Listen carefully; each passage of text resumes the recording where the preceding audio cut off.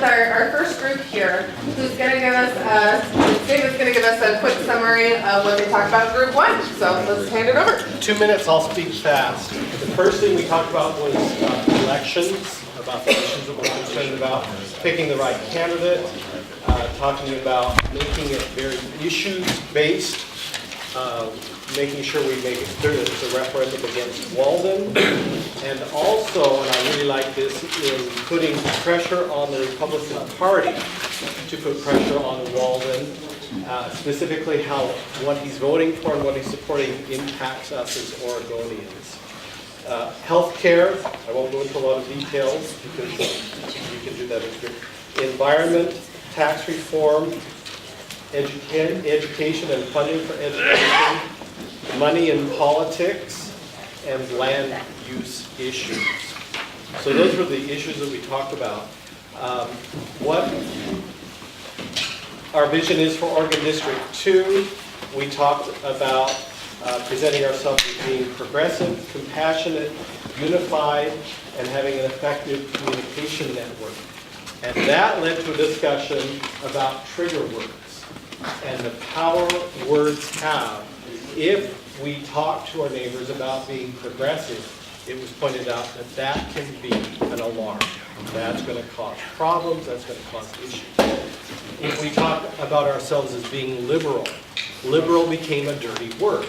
Liberal is a wonderful concept, but it's a dirty word. So making sure that how we identify what we look at, that we find, and this leads us to the changes we need to make, finding a common language, something that resonates with people across the spectrum. So instead of talking about being progressive, we talk about common values. Instead of using the term compassionate to be looked at down, we talk about having common values. So those were some of the things. And how we can bring that about is finding that common language, finding where we can take unified action, and having the skills to listen and really hear the concerns of those around us. And the role of Indivisible is to create a shared awareness throughout our communities and establishing sessions like this where we get training and where we come up with different tools for education for all people within our district. So, did I make it in 2 minutes? Yeah, 2.5, you got it. Nice work. Make it group 2. Okay, look at it sometime. Yeah, I don't think I'm going to be quite as succinct, but that was well done. I think everybody should lower their expectations. So we talked about a whole bunch of things, but we got but some of them bubbled up to the surface, and they've been discussed all throughout this weekend, like healthcare in particular, and wages, as we've seen, over 35 years, more downward pressure, people working longer hours for lower wages. So healthcare, wages, jobs, and affordable housing. And there were other issues that we discussed, climate and immigration and education, but those ones really bubbled to the surface. So then we start talking about what would be our vision for what would be better, to solve ways to address those problems. One thing we talked about was the single-payer health care. Single-payer health care would be great, and there are bills currently in California, the California legislature, the Oregon legislature, and the Washington legislature. So can we join together? Can we make single-payer on the West Coast? That's one thing. Can we have a livable wage? Should we have? There's a rent control. So the single-payer in the Oregon legislature, SB 1046, rent control, and we currently in the House, HB 2004, and the Clean Energy Jobs Bill 2135. These all directly address these issues, right? So, and they, you know, they put people to work and they make the environment more healthy. So another thing that we brought up was equal protection for all. It's really just in the category of social justice, that everybody should be treated equally. And another thing, that big issue that was brought up was improved education. So that's the K through 12 funding. There's on the facilities level, some of the facilities are crumbling. How do we make college more affordable? So, and we should make college more affordable in the vision.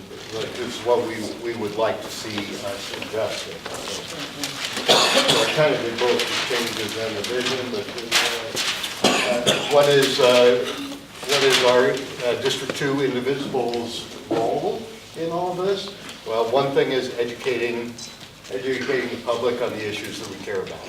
So going out and talking to people, you know, knocking on every door, right? And that's one issue. Another issue is lobbying.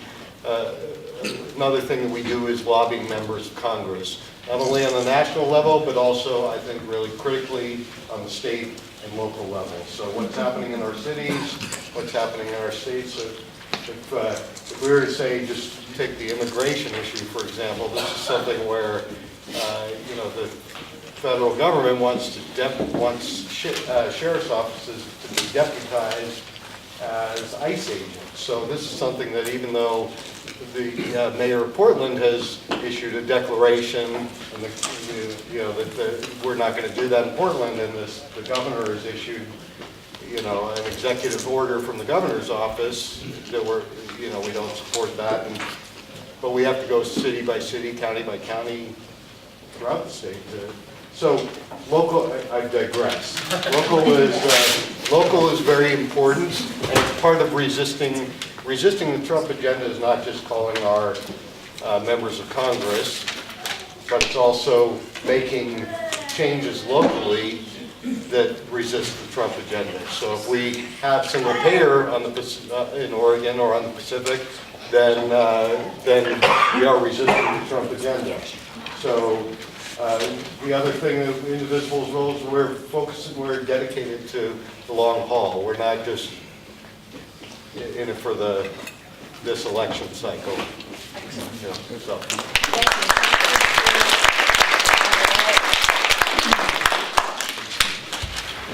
We get group 3 up here. Yeah, behind you. Okay.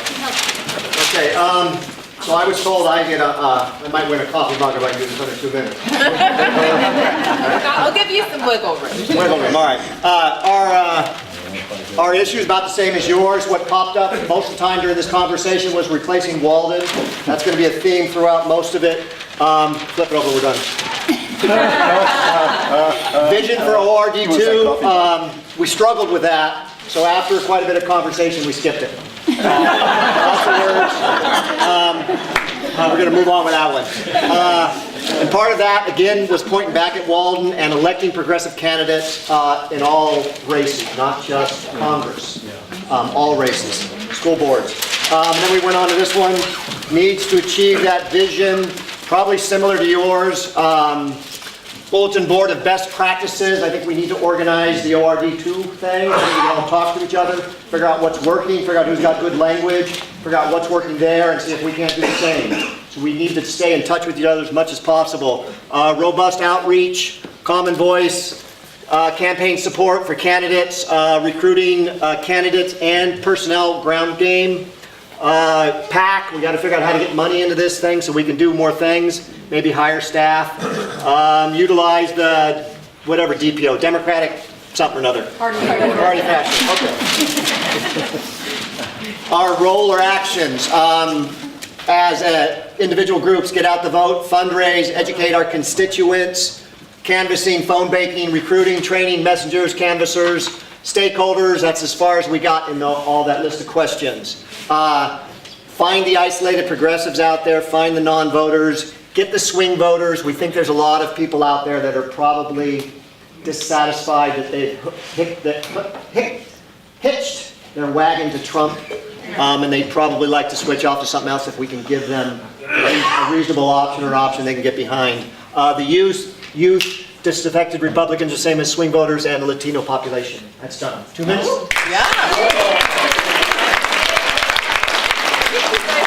on to start addressing the next set of questions, so you got a lot of work done.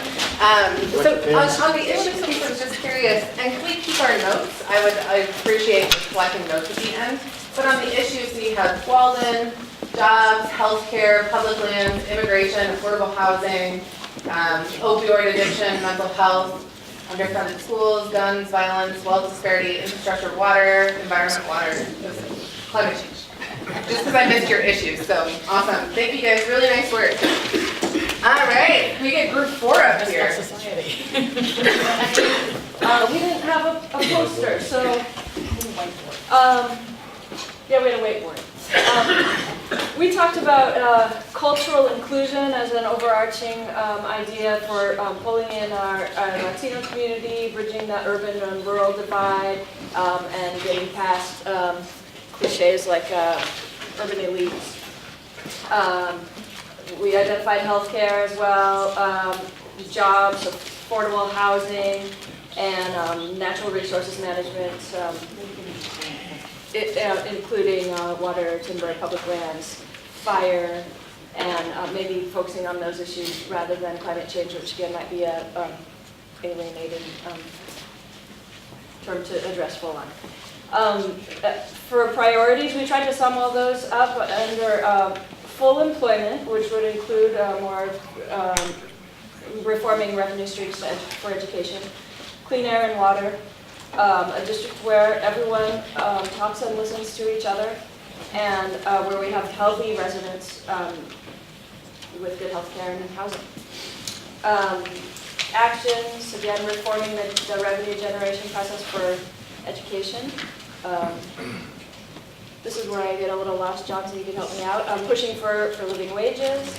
A lot of the same ideas the other groups had, making connections with communities and stakeholders, really talking to each other. Anything else there under action? And our role, developing the infrastructure to support progressive candidates in local elections. So we talked about how that's a little bit of a change in orientation, but it sounds like it's a consensus developing across groups here, that we're not just focusing on Congress. Getting media attention to our communities and engaging with national outlets like the Washington Post, which might be where our members of Congress would notice the stories. And there would be an emphasis on getting information from each local community, what the media needs to know from the local community. And then gathering data and interest in clean energy in our district. Nice, thank you.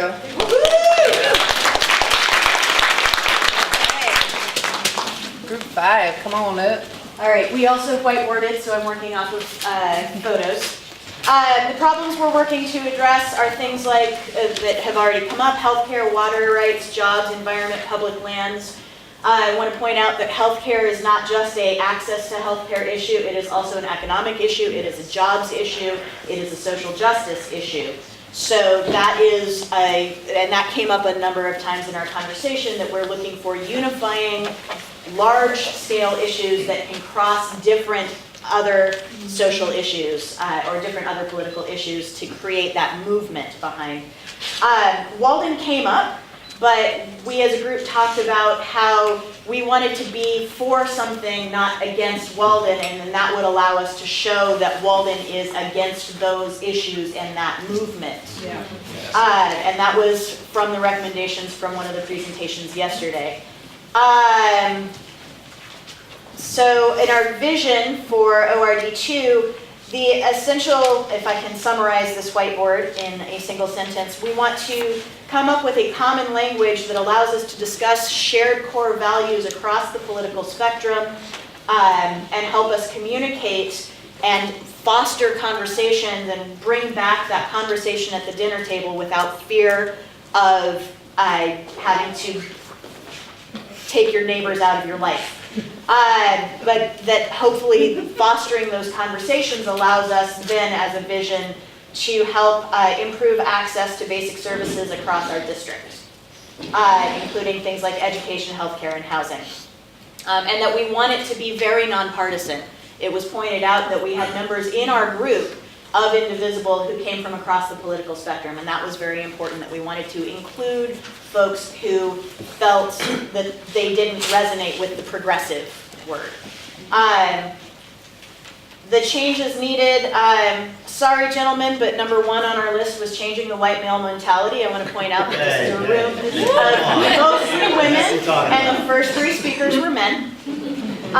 So that's just something for you guys to be aware of. Value your contributions, and thank you for being up here and standing up. But there's also a role for us women to step up and step into leadership, and for the gentlemen in the room to support us for that. We wanted to we want to improve voter registration and community outreach, particularly with the Latino and Native communities, but also with conservatives. We want to let go of the political aspect and find common values. We want to go to other people's spaces and go to other groups' spaces to have those conversations and find alignment and synergies with groups that we might not otherwise recognize. Things like hunters and anglers for public lands discussions, or the fruit growers on the and other ag industry on immigration. And find cross-issue solutions, things like clean energy jobs that provide a climate option as well as an economic option. Healthcare would also fit into that. Finally, in terms of Indivisible's role in creating change, and that's up here, the party affiliation is not important. That was emphasized a number of times. We want to create a community without the divides of partisan politics, trying to reach out and communicate across divides, listen to each other, and the roles for Indivisible specifically would be to systematize communication across the Indivisible groups, to create tools for ongoing dialogue, things like Slack channels or other online tools so that we can communicate well across this vast space, but also to be boots on the ground, that we as Indivisible members might be the activists to go out and start talking to people. And then obviously figuring out our role with electoral candidates, but again, focusing on the issues and the movement first, and the candidate will follow. As I said yesterday, the candidate, quite frankly, doesn't have to be much better than a hat stand, as long as the movement is there. All right.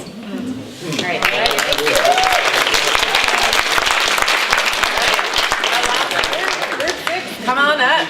I vote for you.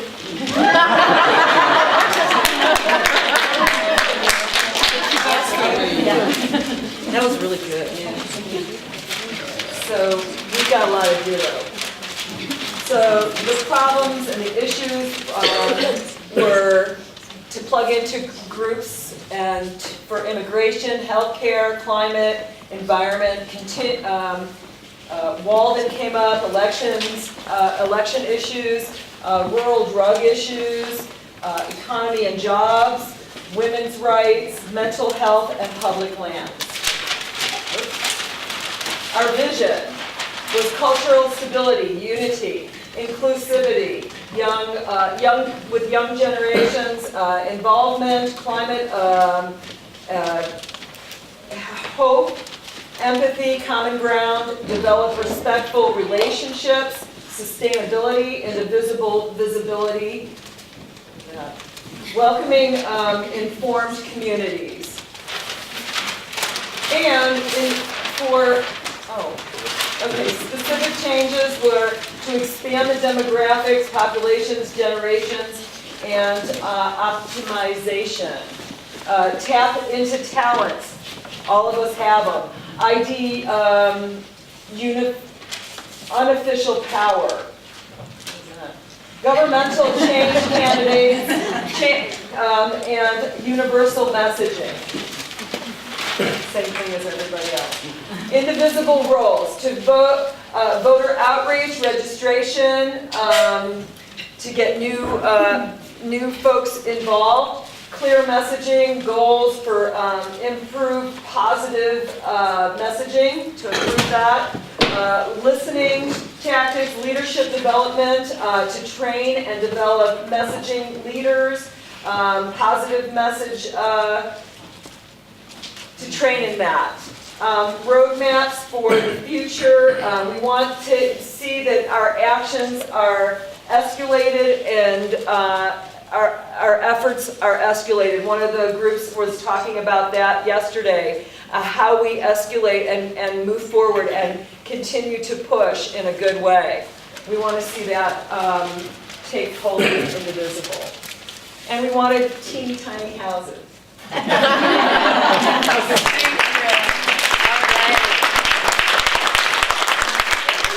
the groups, I hope that was a good exercise in group dynamics too, so you can kind of feel what it is like to work with lots of different people and try to come up with some consensus. It's not always easy.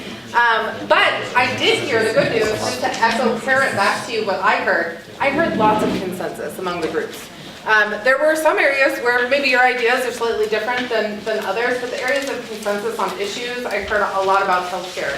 I heard a lot about affordable housing. I heard about climate, but talking about climate in practical terms and the way it impacts us in our daily lives. What else did we talk about? The money in politics I heard a lot of, and I also heard a lot about land use. So those are some shared issues that I think we can move forward on.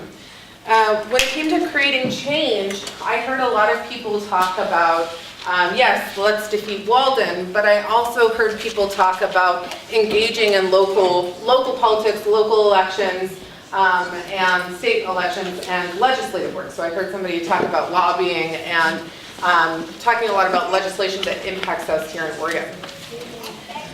When we talked about vision, I heard a lot of just changing the landscape of our community. I heard a lot about communication, and I'm really glad to hear that. I was glad to hear a lot of people talk about a need to change the way we frame things and make sure that we're creating a platform where people from all political backgrounds can participate and unite around issues.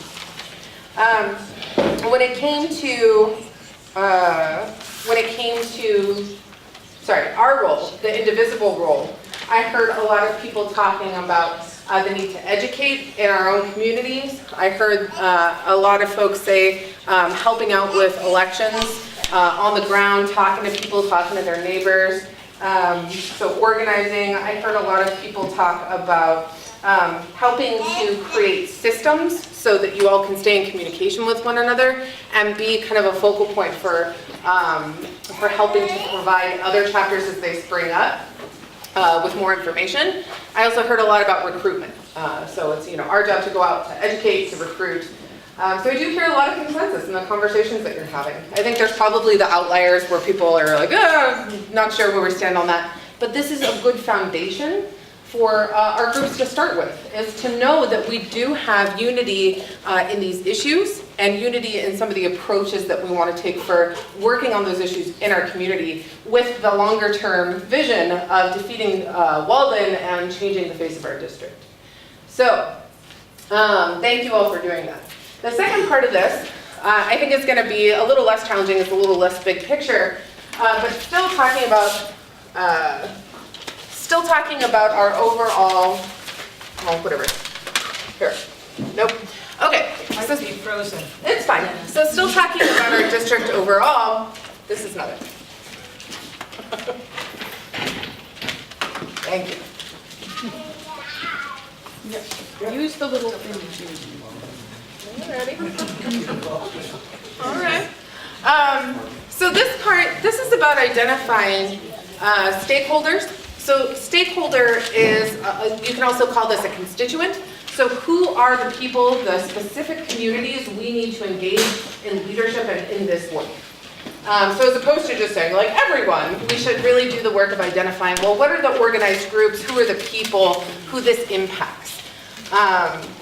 We want to talk about who are our allies. So maybe people who aren't directly impacted by the issues we just identified, but they still might care and they still might help us.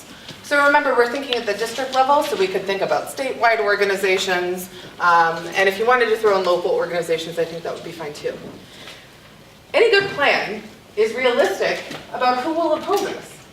So who in our communities and throughout the district can we anticipate will oppose our vision and our goals and the work that we're doing in our communities?